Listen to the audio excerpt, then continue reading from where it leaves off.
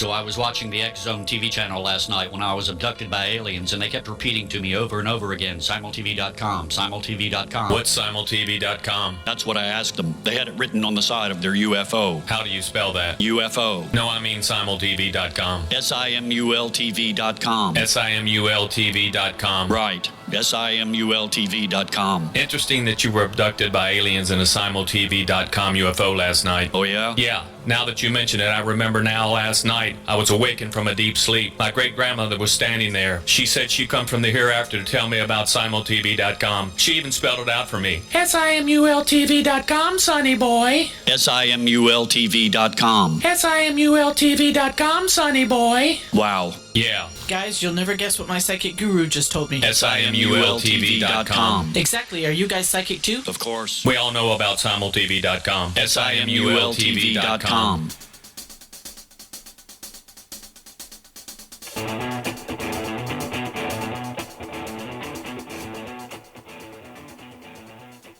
Welcome to Know the Name, Know the Genius in You, where in a single moment you can recognize your brilliance and change your life. This is a transformational hour that covers an array of topics that demonstrate how individuals use their native talents, as shown in their name, to look at the ordinary in extraordinary ways. Albert Einstein once said that everybody is a genius. Why would one of the smartest people on the planet declare that everyone is a genius unless he knew that to be true? I'm your host, Sharon Lynn Wyeth, creator of Namology Science and author of Know the Name, Know the Person. And in each weekly show, you'll hear the fascinating ways other people have discovered the genius in themselves and what they were able to accomplish. At the end of each show, you'll hear clues on how you can recognize your own innate genius. Now, all over the world, people have many, many diverse interests. And in that vein, people have asked about different occupations and areas of life that have highly interested them. People want to know how highly successful people have managed to achieve their genius mindset when they use the gifts that are seen in their name with Namology Science. So how does someone express their creative talents, and how does someone share those gifts with others in such a way that everybody benefits? Our guest tonight is Ilana Landsberg-Lewis, who has developed her genius in the area of fundraising for the good of the whole. Now, Ilana Landsberg-Lewis has spent her entire adult life engaged in the struggle for the rights of women and girls. From her early days as a human rights and labor lawyer to her years at the United Nations Development Fund for Women, called UNIFEM, Ilana has worked with women's groups around the world and has learned that no amount of so-called expertise can replace that of women at the front lines of their own struggle for justice. Now, Ilana's been the executive director of the Stephen Lewis Foundation since she co-founded it in 2003. It's a charitable foundation that has sent over $100 million, every penny of it raised, to sub-Saharan Africa, a community-based organization at the front line of the AIDS epidemic. Now, she launched the Grandmothers to Grandmothers campaign in 2006, and it has since grown into a social movement with over 10,000 and plus grandmothers spread across Canada, Australia, the UK, and the US to support African grandmothers raising millions of orphaned grandchildren. These are orphaned grandchildren because their parents have died of AIDS. Now, the Grandmothers to Grandmothers campaign have raised over $27 million in the last decade, and Ilana has been deeply grateful to learn from indomitable grandmothers the world over. Now, Ilana hosts the podcast Grandmothers on the Move, which we're going to hear about a little bit later. Welcome to Know the Name, Know the Genius in You radio show, Ilana. Thank you, Sharon. It's wonderful to talk to you. Well, first, we want to know about what it was like for you being a lawyer for the United Nations Development Fund for Women. Was that your first job as a lawyer, or how did you end up there? Well, I started off as a lawyer in Toronto, in Canada, where I live, and I was, as you said, a union-side labor lawyer and doing human rights law. And in 1993, I thought, it would be terribly interesting to see what's happening around human rights, particularly women's rights around the world. And there was a conference at the time, the World Conference on Human Rights in Vienna in 1993. And so I got myself there. And I was just transformed by the experience, Sharon, because that was the conference it's a government conference, the United Nations conference, and that was the conference where women from all over the world came to have their voices heard and to say what was at the time a revolutionary concept, which was women's rights are human rights. And that set me on a completely different path in life, and I decided that I was going to go and work at the United Nations with UNIFEM, the United Nations Development Fund for Women, and devote a good chunk of my life to pursuing some kind of work around women's human rights. What was it like working with the United Nations Development Fund for Women? You know, did you report every day? Did you just work on projects? How did that work? Yeah, it was very thrilling. I was a younger woman then, and UNIFEM, as it's called, is a UN agency, just like UNICEF. It's now called UN Women, and it had offices in developing countries around the world, which were there to work with women and to help them achieve and sort of have their rights recognized and enjoy their rights, but also to empower them and to be involved in whatever way was helpful for women to take their rightful place in their communities and societies.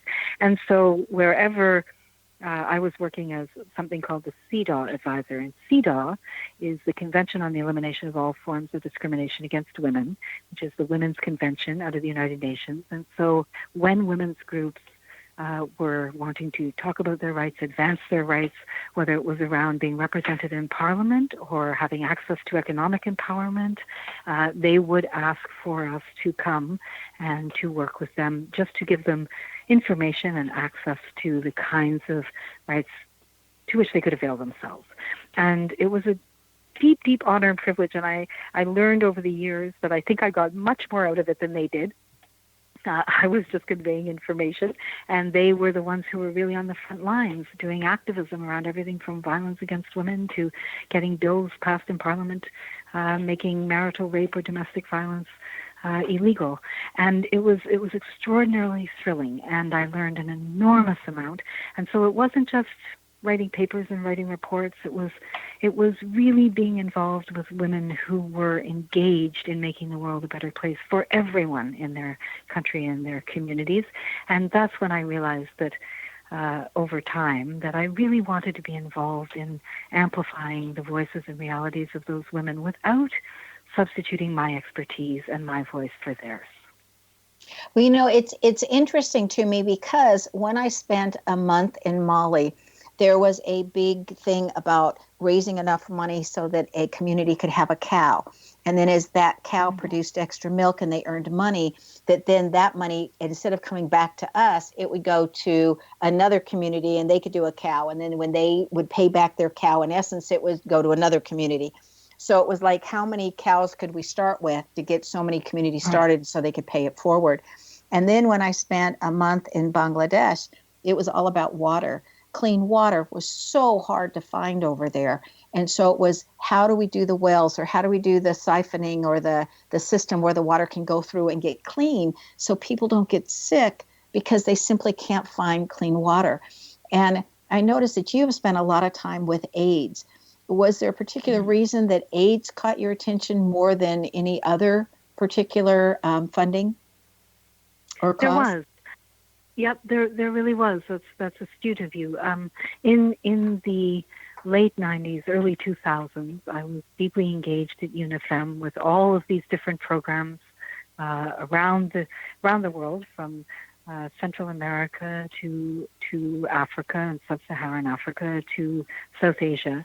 And one of the things that became extraordinarily alarming and consternating was that some of the really dynamic projects and activities that women were engaging in sub-Saharan Africa, all around women and girls' empowerment, were being deeply compromised. And at first we didn't know why, but it became patently and heartbreakingly obvious over time that because the AIDS pandemic had taken root in sub-Saharan Africa, the pretty shocking level of death that was happening every week, every day, every week, every month was a conflict for the women in terms of doing the other projects and activities that they were involved in. They were dealing with so much trauma and trying to keep their families alive and together. And that's when I realized that the AIDS pandemic was really this kind of stark realization for some of us that being female was the vector of danger, that gender inequality was driving the AIDS pandemic, and that women were at the heart of the infections, but they were also at the heart of the response to AIDS at the community level. And that's why I decided to turn my work in that direction. And it just so happened that my father was the first Secretary General Special Envoy on HIV/AIDS in Africa, and so we came together and decided that we should really do something more than what we were both doing at the time, and decided that we would start a foundation. We didn't have any means ourselves, so we knew that every penny would have to be raised. But I, at that moment, it was a good moment personally in terms of my own development, because I realized that I was watching women struggling to keep everything going and to answer the terrible ravages of AIDS and mitigate against them with so little funding and so little support. They knew exactly what to do and how to do it. They just simply didn't have the support. Nothing was trickling down to the grassroots. So it was a good moment to step into fundraising, even though I admit I didn't know very much about it. Well, we're going to find out more in our next segment. So this is the part of the show where we interpret a portion of our guest's name. Are you ready? I'm ready. Okay, Ilana Landsberg-Lewis, you have a real warning in your name that says you have to be careful of being misdiagnosed by allopathic medicine, where it can really affect the rest of your life. So your name indicates naturopathic is the way to go. And it also says, the other warning in your name that really stands out is that you want to always be aware of safety, because you could be in the wrong place at the wrong time and have violence. But your name indicates that you want to make the world a better place, that you're very amicable, easily likable. You made yourself likable, but you're not going to change who you are and able to get liked. And that you are constantly learning new things, because that just is what it's all about, and that's the most fun. Your name also indicates a high level of self-confidence, and that you're willing to do the work that's needed, but you don't want to have to do any extra work than what's needed, okay? Because there needs to be some kind of a balance in your life between work and with play. So we will continue this, everyone, after we take a break. Stay tuned to Know the Name, Know the Genius in You, which is being heard on xzbn.net and X Zone Broadcast Network, and on the website, knowthename.com. Now, after the break, we're going to find out about the Stephen Lewis Foundation and what they do. Stay tuned.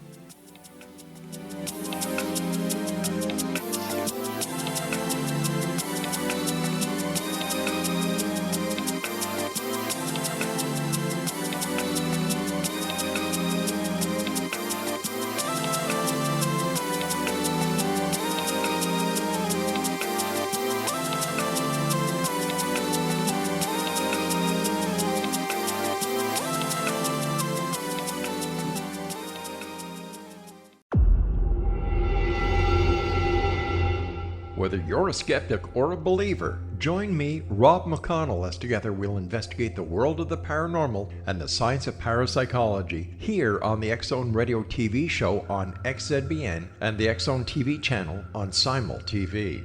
Since 1990, the X Zone Radio TV show has been the place where people dare to believe and dare to be heard.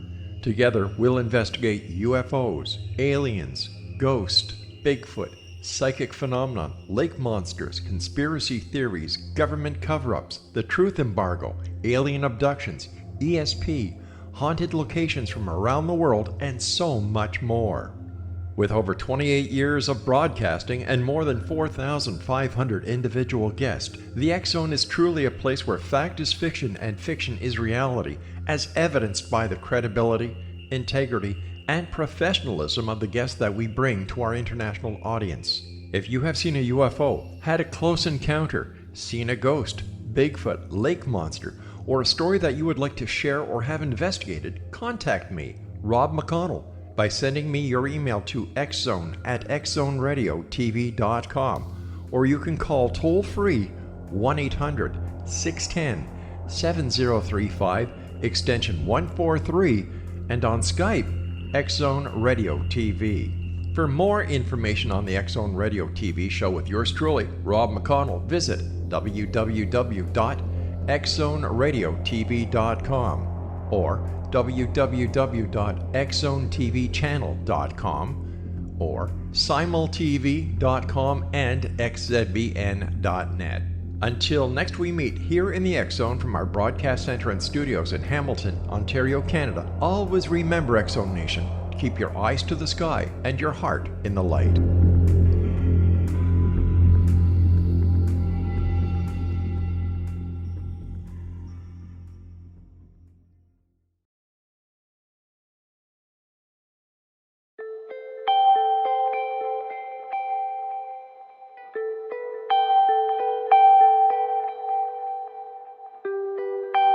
It's hard to listen to the news without realizing we're living in volatile, unprecedented times. Yet never has there been such an opportunity to transform the human condition. As old structures fail, where can we find the guidance to co-create a better way? Find Your Path Home is an ever-evolving, leading-edge information, education, and healing resource center designed to support and guide you on your path to unity and enlightenment. Based on sound principles employed by shamans worldwide, we provide techniques that can support you through the current transitions, offering online shamanic classes, international long-distance shamanic healing sessions, complimentary Mission Evolution radio episodes and Stairway to Heaven TV vignettes, seminars, retreats, and much more. All of this can be found on findyourpathhome.com.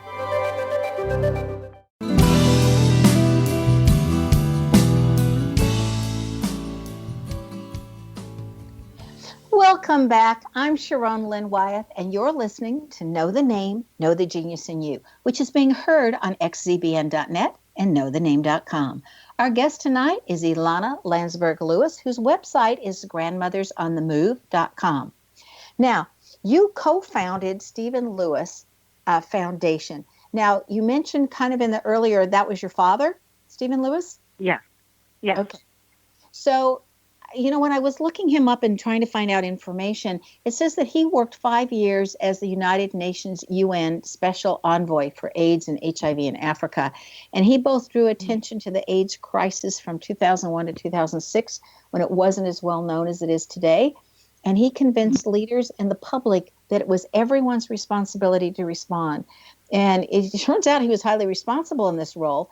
And having said that, what is the purpose today of the Stephen Lewis Foundation, and why did you create it in 2003? Well, the purpose and the mission stays the same.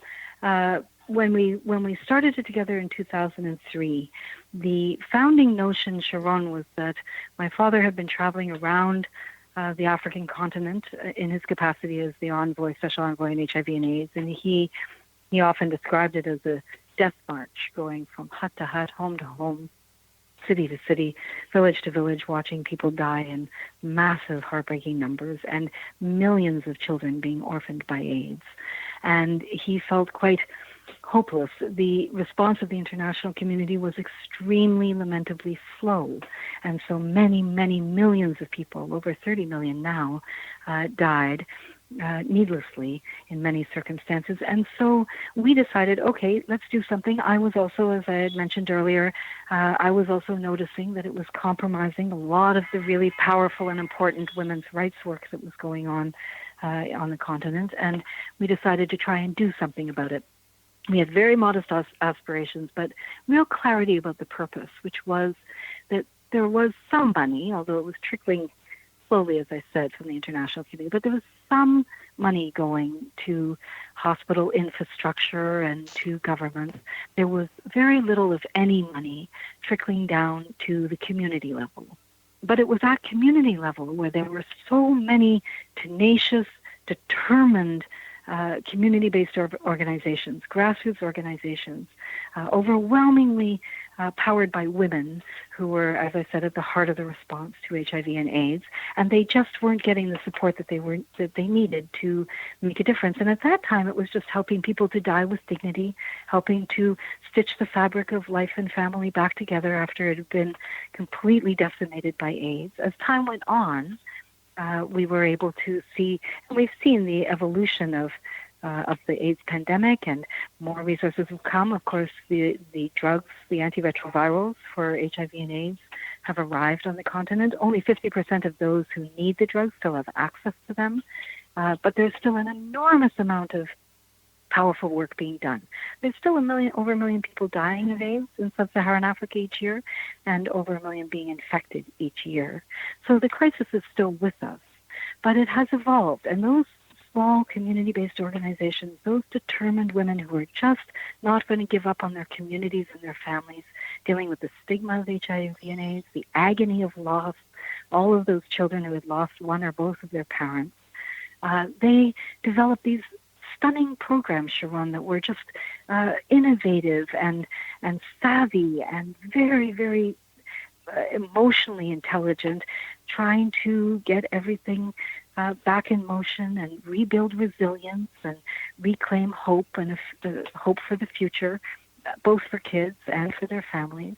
And that's what we've been funding. Our determination was to get funds directly into the hands of those community-based organizations, without intermediaries, without skimming money off the top, without going through governments, just to get the funds that were so desperately needed directly to those who are making the biggest difference in the struggle for life and dealing with the death.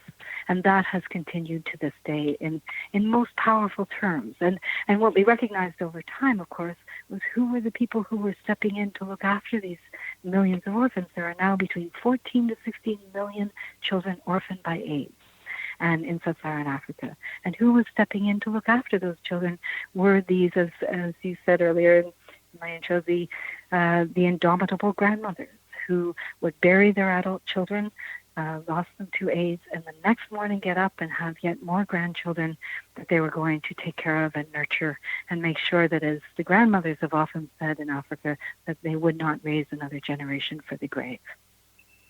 Oh, that is so sad, but so admirable what you're doing, and even what the grandmothers are doing.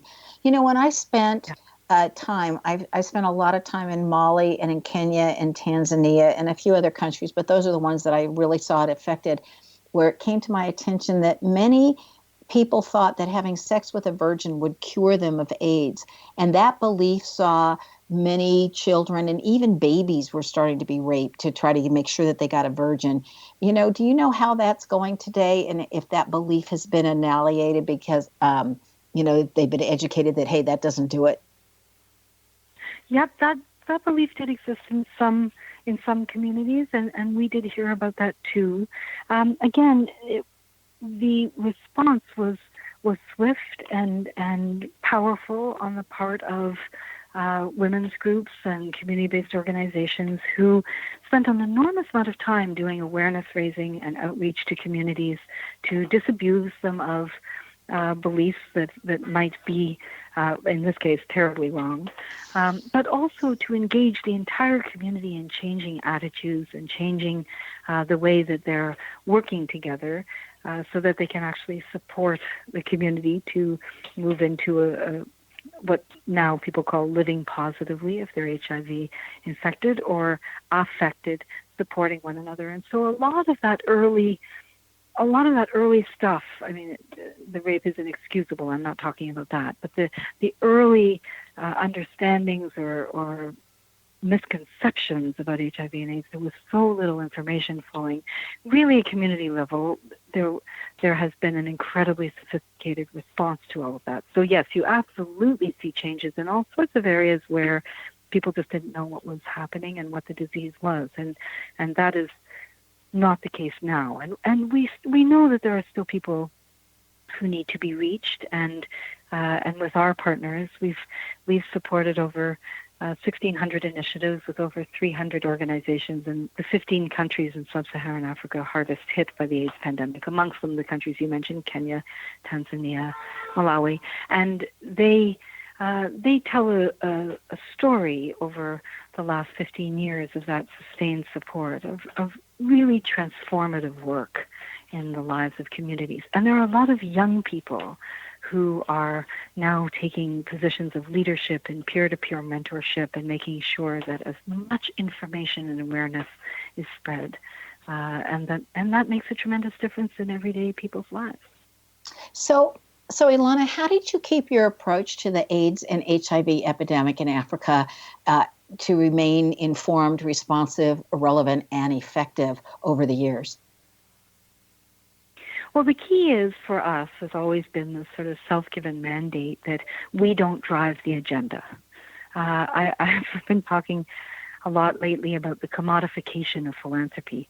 We see sort of holiday or Christmas catalogs where you can buy a goat or buy chicks for a community, and that's I've always done that. I'll speak personally for myself. That has some really problematic dimensions to it. These communities are dealing with a multi-layer of challenges, and the grassroots groups talk very intelligently about a holistic approach, which I've always loved. It's not aromatherapy. It's not in that realm. When they talk about taking a holistic approach, it's a very serious concept, and it's why the work has been so effective. And we've learned from them, and they drive our agenda and tell us what really is working and what needs to be done, because they're the experts at the community level. And the holistic approach is tremendously interesting, and I think quite organically knowable and understandable to us. You know, you can have a program that gets kids into school, and the people who are funding that program, the donors, want to know how many kids got into school, how many kids graduated. And those are important numbers, sure. But the real story doesn't get told, and the real understanding of what it takes for this community to get the kids back into school and to do well and flourish and graduate and have a vision of the future. If they don't have a meal, at least one meal a day, if they don't have a caregiver who's in good shape, so if the grandmother is just stretched beyond reasoning with 2 to 10 orphaned kids under one roof, if they don't have kerosene to do homework at night, if they have to walk miles and miles and they're vulnerable while they're doing so, and if they have, heartbreak around losing their parents or losing their relatives, or if they're anxious because they're going to be separated from siblings because the grandmother just can't take care of all of them, and some are going to go live with an auntie. So the organizations look at all of this and make sure that there's counseling and support for the family and economic engagement with the grandmother caregiver and all of the things that I mentioned. So this holistic approach, we know this from having our own kids and our own families. If your child's going to school and everything's fine, but they're dealing with something very deep emotionally, or someone's not well in the family, then they need support. And in the context of HIV and AIDS, there's an extraordinary amount of support that needed to be had. Millions of lives ripped away of young people in their productive years, left whole communities in crisis. Yeah. It almost seems overwhelming. I am so glad you got involved in this. We need to take another break. Stay tuned to Know the Name, Know the Genius in You, which is being heard on xzbn.net, an X-Zone Broadcast Network station, and on the website, knowthename.com. Now, this show is dedicated to educating people on what's actually happening in Africa and how you can help. After the break, we'll find out more about some of the different ways that Ilana Landsberg-Lewis has helped others with her Grandmothers on the Move organization. Stay tuned.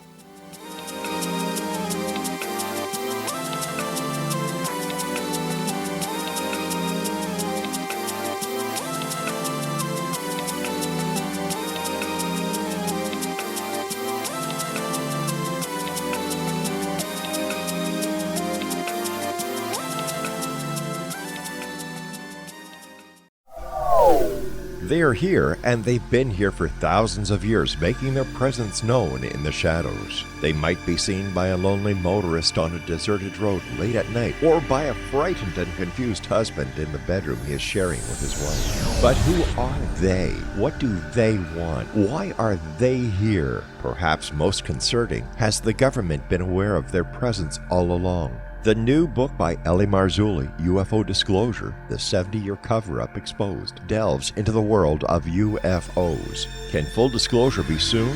Order now and receive a free hour and 37-minute DVD on the UFO phenomenon. UFOs are real. Get both the book and the DVD, a $40 value, for only $19.99. To order your book and DVD today, go to lamarzulli.net. That's LAMARZULLI.net. Rob McConnell here, presenting an overview for Nicholas Paul Jennings, author of a fascinating book, Amen. It presents facts revealed by Egyptologists, facts that enable us to understand why Amen is the beginning of creation of God.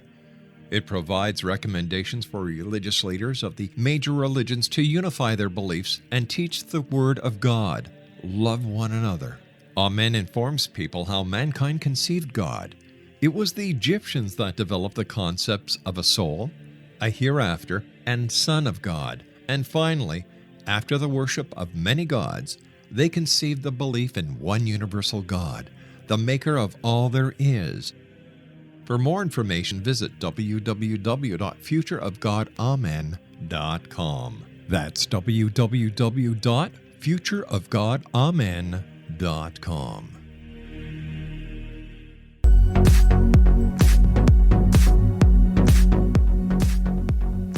Welcome back. I'm Sharon Lynn Wyeth, and you're listening to Know the Name, Know the Genius in You.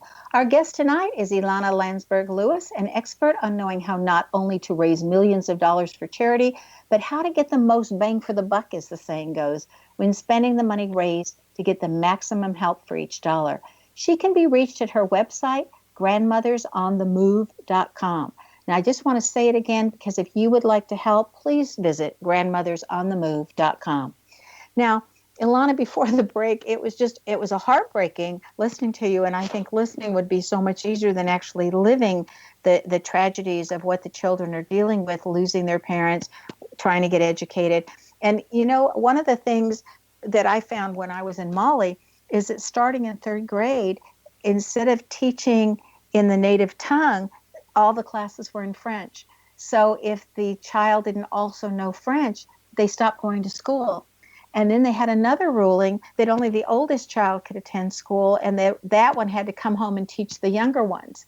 And so is that also a concern of what you're finding with the schools around the rest of Africa? No, I can truly tell you no. That is there have often in history been all sorts of colonial impositions, but that has not been the response elsewhere. And in fact, there has been really concerted efforts made by communities and by schools and by sort of local governments and national governments to get kids into school and to support them, and certainly to be speaking the national and local languages. So yeah, I mean, I think there's been an enormous effort there, particularly with children who have been orphaned by AIDS, and there's been unbelievable progress made. Kids graduating and doing well and feeling hopeful about their future, and if they're infected with HIV, getting access to the necessary medication and living hopefully. Of course, there's a lot more to be done. As I said, there's 50% or fewer kids across sub-Saharan Africa who have access to the life-saving medication that they need, those who are HIV infected. And so there's a lot more work yet to be done. But it's moving. It's moving with alacrity and intelligence at the grassroots. That's where the real change happens. And I also noticed when I visited some of the schools when I was traveling around that there was such a short supply of books and pencils and paper and things that here we just so take for granted. Like you would have an entire classroom sharing one book, you know, and that type of thing. And they would all have little chalk tablets instead of paper because that way they could erase and keep going.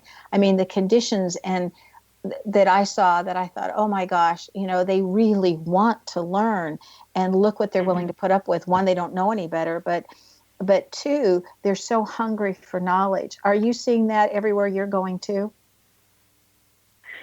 Everywhere the children are loving to learn, wanting to learn. School creates a place of continuity. If they've been, if you've had loss in your life, if you've had hardship, and so many have, that happens for us here too, right? That for children, school creates that sense of continuity, of normalcy, and so getting kids back into school is incredibly, undeniably important. Yes, the resources are scarce; they're not as much as they need to be or ought to be. There's the need for all of the kinds of programs I was talking about that enhance life and make things easier for kids to benefit from education. Those have to happen in tandem with the actual sort of infrastructure of education. So all of that has to be done, and that's why we do the fundraising and the awareness raising they do.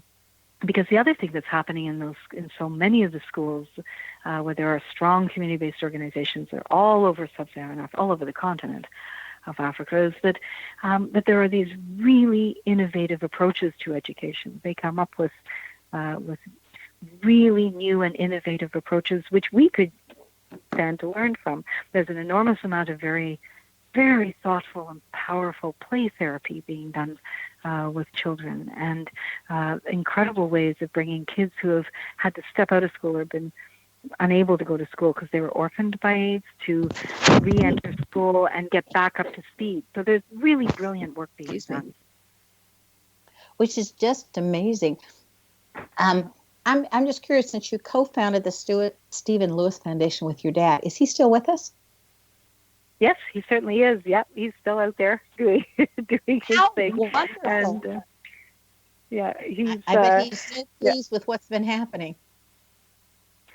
Sorry? I said, I bet he is so pleased with what you've been able to do with the foundation.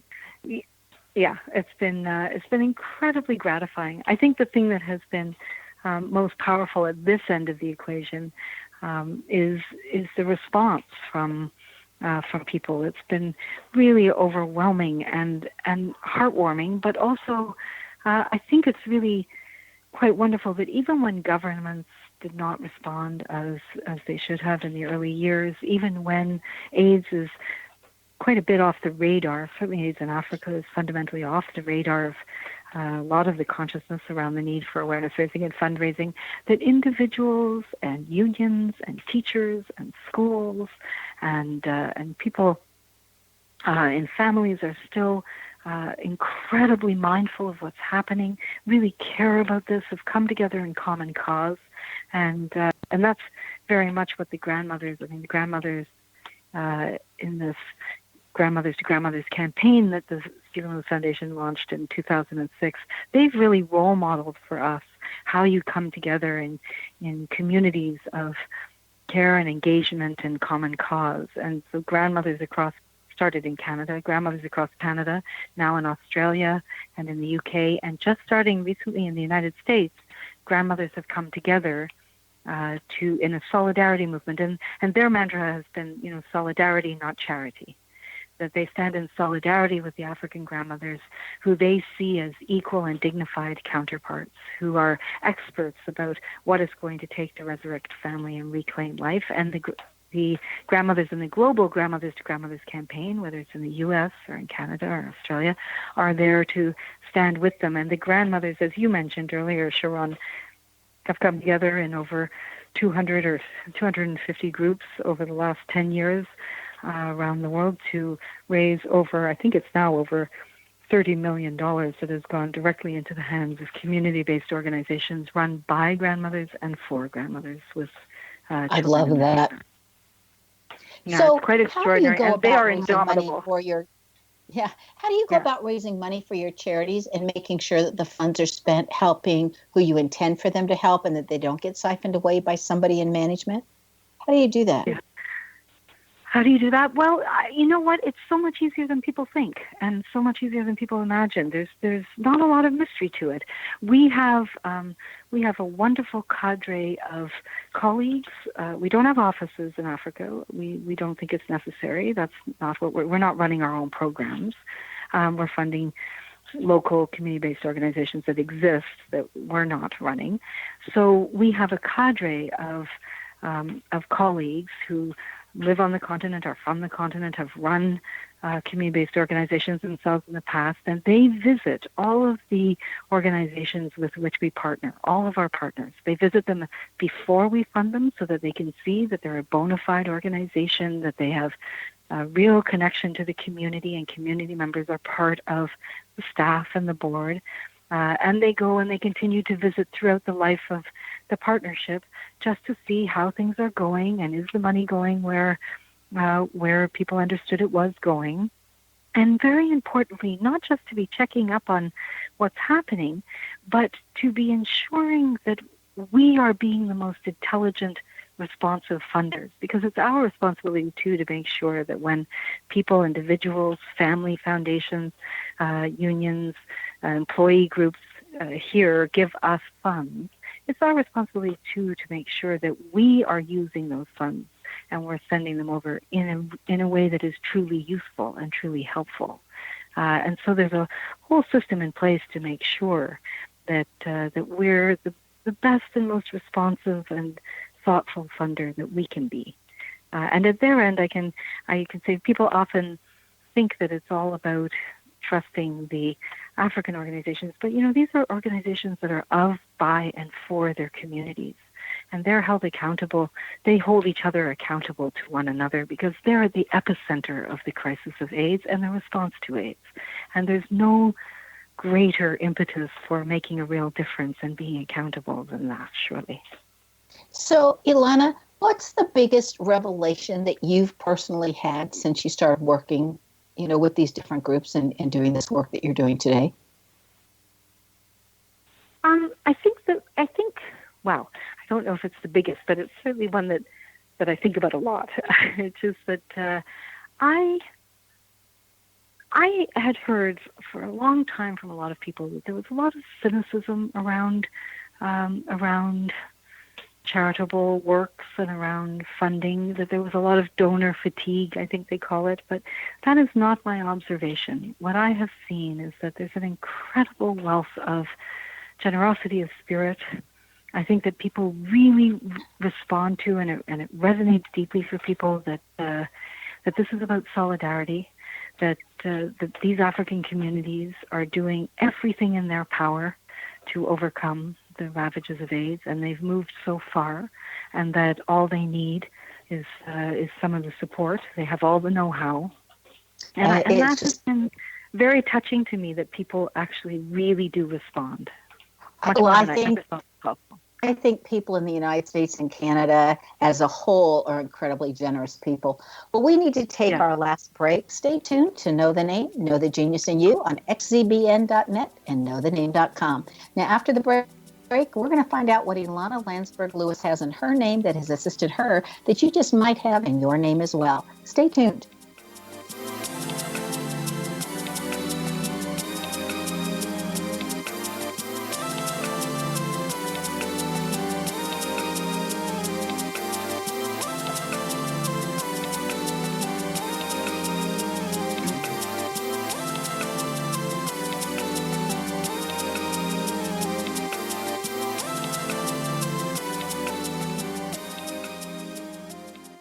You have heard of the X Zone? Now watch it on Simul TV, plus 500 video games, live TV channels, free video on demand, worldwide, and more.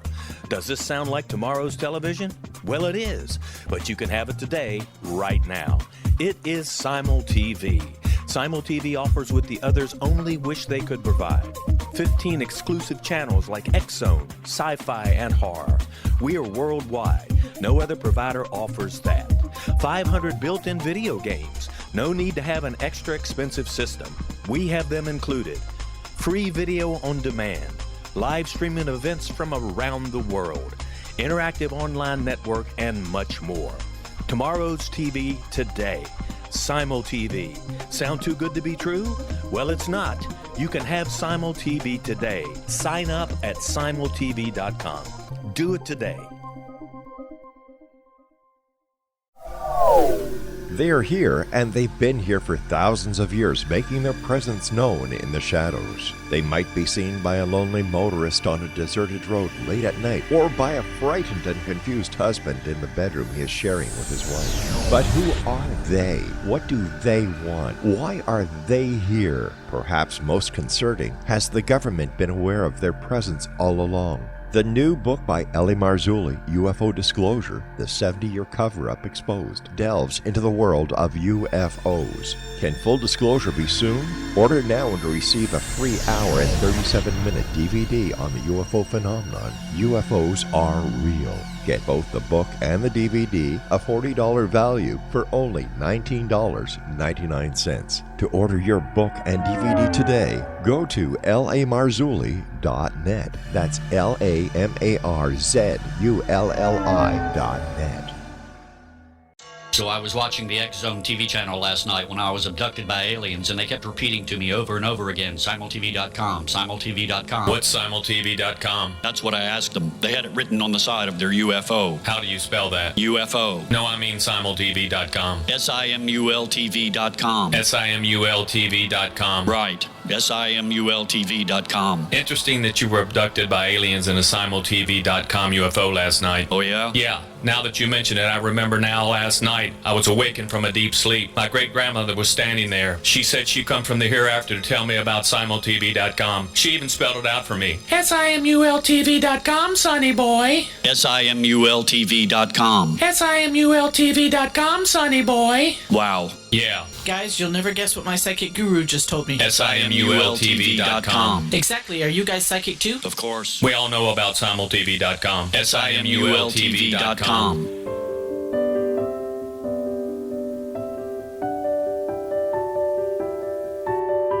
Welcome back. I'm Sharon Lynn Wyeth, and you're listening to Know the Name, Know the Genius in You. Now, our guest tonight is Ilana Landsberg-Lewis, whose website is grandmothersonthemove.com. Again, that is grandmothersonthemove.com. Now, she's taken her skills to a level where she's able to share her secrets with others for them to be able to raise money and how to do it so that she can help people in Africa combat AIDS. Now, in this segment of the show, I'd like to really address your work, Ilana, with Grandmothers on the Move, that your Stephen Lewis Foundation began in March of 2006. So give us again what exactly Grandmothers on the Move is, why you started it, and how somebody can get involved in that. Okay, well, I'll make a distinction, Sharon. Thank you for that question. Grandmothersonthemove.com, and Grandmothers on the Move is just the name of my podcast where I interview grandmothers from all over the world to shine a light on the vital contribution that grandmothers make in our communities around the world. But the Grandmothers to Grandmothers campaign of the Stephen Lewis Foundation is a global campaign. The Stephen Lewis Foundation is the hub in Canada, and that campaign that started in 2006, you can go to the StephenLewisFoundation.org or GrandmothersCampaignUSA.org if in the U.S. And there's also a Grandmothers Campaign website in Canada, and it can tell you how to join and what it is. And fundamentally, that's a solidarity campaign where grandmothers, first in Canada, then Australia and the U.S., have come together over the last decade to stand in solidarity with African grandmothers who are raising millions of grandchildren and children orphaned by AIDS. And the grandmothers come together in groups. Each group has its own name, but they're all part of the Grandmothers to Grandmothers campaign of the Stephen Lewis Foundation. And they raise awareness about AIDS in Africa and the dignity and intelligence and tenacity of the African grandmothers, and they raise funds. And it's quite amazing. It's very cool, Sharon. I mean, the grandmothers are really indefatigable in their work. They have marathons, they have Scrabble tournaments, some make crafts, some have bicycle marathons, and the Scrabble tournament raised $100,000 in one night. And there was a group of grandmothers out west on the West Coast who went on a bicycle marathon and raised over $70,000 in a couple of days riding kilometers. These are women in their 60s, 70s, 80s, women who have come together. They don't always know each other. Sometimes it's just a couple of friends who decide that they hear about what African grandmothers are doing, and they understand that there's a reason why the world isn't hearing about the grandmothers of Africa who are raising children who have been orphaned and who have buried their own adult children. And that's because we don't pay enough attention, and we certainly don't shine a spotlight on grandmothers and the role that older women play in our communities. And at the heart of the response to the HIV and AIDS pandemic in Africa has been these really extraordinary and unstoppable grandmothers who have come together with their community organizations. And so I think grandmothers around the world who hear about this understand that it's not acceptable to have these grandmothers be invisible, and it's certainly not acceptable that they're not being supported adequately as we call them and as they call themselves, as they are the guardians of the future. And then they have to, in their twilight years and in their later years, begin to parent all over again, right in the midst of the grief of losing their own adult children. And so the Grandmothers to Grandmothers campaign brings grandmothers come together, and grand-others, by the way. There's a whole other category of grand-others. If you're not a grandmother, you can still join, come together and raise this awareness and have raised over $30 million in the last decade that goes directly into the hands of these community-based organizations and the grandmothers who run them.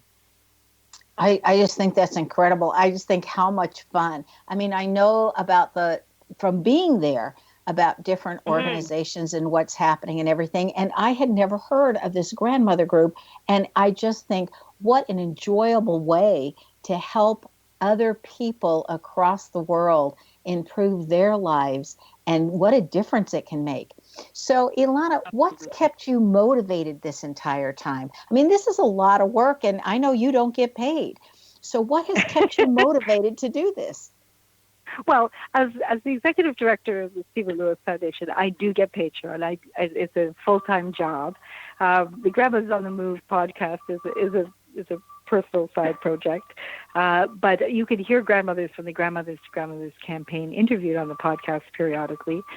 You know what keeps me motivated is actually the people that the foundation exists to serve. You know, the Africans at the heart of the AIDS pandemic and the grandmothers and the women at the heart of the response to AIDS are so inspiring. They work hard, they work intelligently, they're so thoughtful, and their programs are transformative, and they are turning the tide of AIDS in Africa, slowly but surely, and always without adequate funding.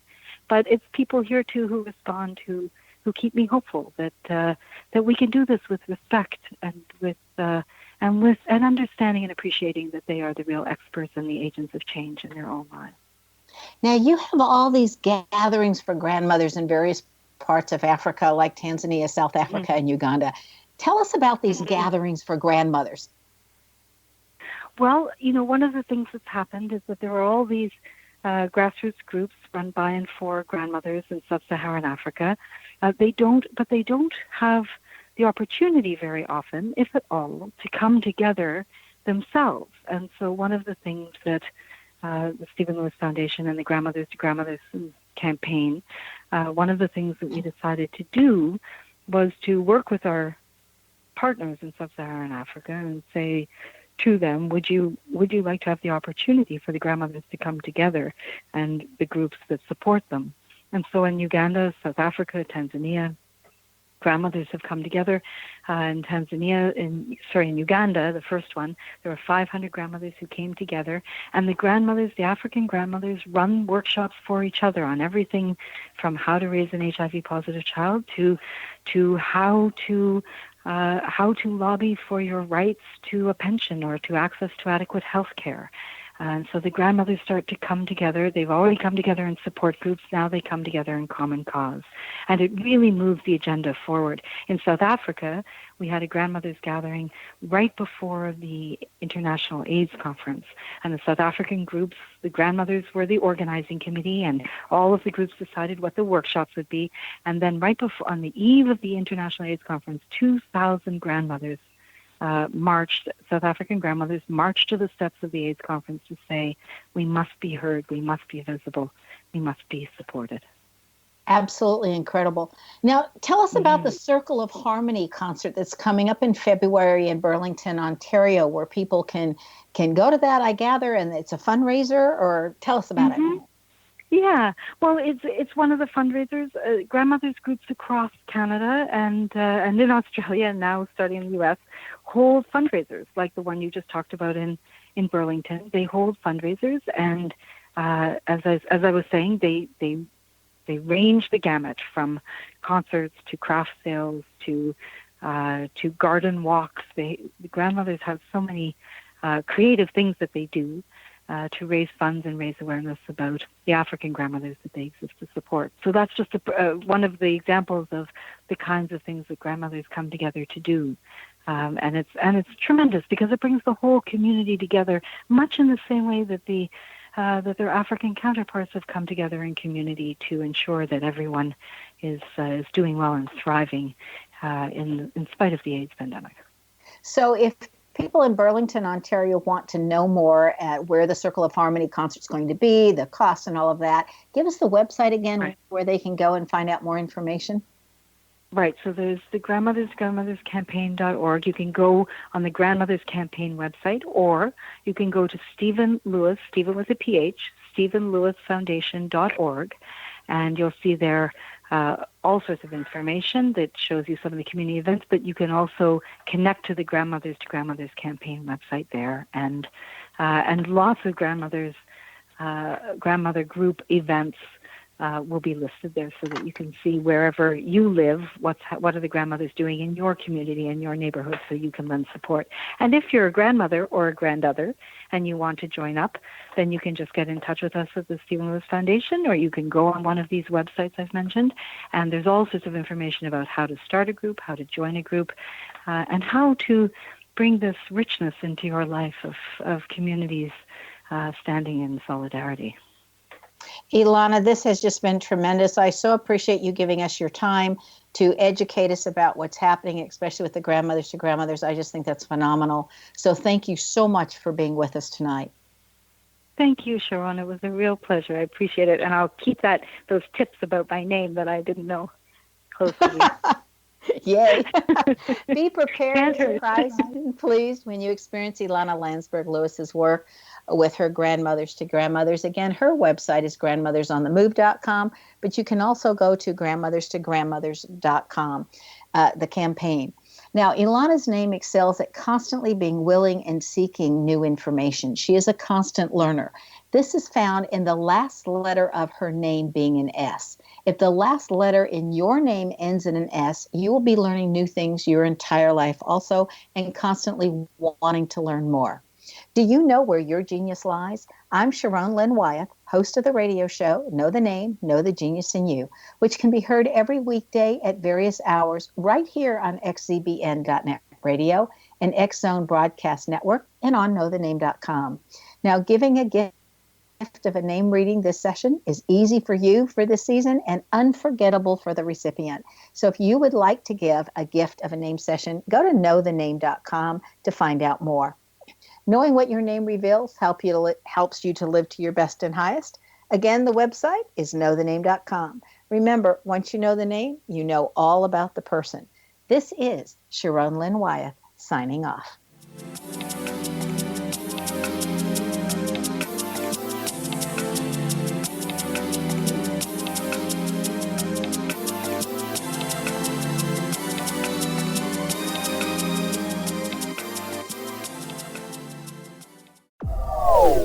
They are here, and they've been here for thousands of years, making their presence known in the shadows. They might be seen by a lonely motorist on a deserted road late at night, or by a frightened and confused husband in the bedroom he is sharing with his wife. But who are they? What do they want? Why are they here? Perhaps most concerning, has the government been aware of their presence all along? The new book by Ellie Marzulli, UFO Disclosure, the 70-year cover-up exposed, delves into the world of UFOs. Can full disclosure be soon? Order now and receive a free hour and 37-minute DVD on the UFO phenomenon. UFOs are real. Get both the book and the DVD, a $40 value, for only $19.99. To order your book and DVD today, go to lamarzulli.net. That's LAMARZULLI.net. If you are looking for a safe, zero-calorie natural option to the harmful artificial sweeteners on the market today, Just Like Sugar is what you're looking for. Just Like Sugar is a wonderful natural alternative for those health-conscious people who choose a calorie-restricted diet with a great, pure, sweet flavor that tastes just like sugar. Just Like Sugar is a great natural option for people suffering from diabetes and may be useful in restricted diet programs where standard sugars are not allowed and does not cause a laxative effect of some other sweeteners. Just Like Sugar comprises a perfect blend of chicory root fiber, natural calcium, natural vitamin C, and Just Like Sugar's sweetness comes from the natural flavors from the peel of the orange. Just Like Sugar is a natural alternative to harmful artificial sweeteners and will change the way that you believe all natural sweetener products taste. Just Like Sugar is available at your local Whole Foods markets, Wild Oats markets, Henry's, Sun Harvest, and many other fine natural food stores in the U.S., Canada, and worldwide. You have heard of the X Zone? Now watch it on Simul TV, plus 500 video games, live TV channels, free video on demand, worldwide, and more. Does this sound like tomorrow's television? Well, it is, but you can have it today, right now. It is Simul TV. Simul TV offers what the others only wish they could provide. 15 exclusive channels like X Zone, sci-fi, and horror. We are worldwide. No other provider offers that. 500 built-in video games. No need to have an extra expensive system. We have them included. Free video on demand. Live streaming events from around the world. Interactive online network, and much more. Tomorrow's TV today. Simul TV. Sound too good to be true? Well, it's not. You can have Simul TV today. Sign up at simultv.com. Do it today.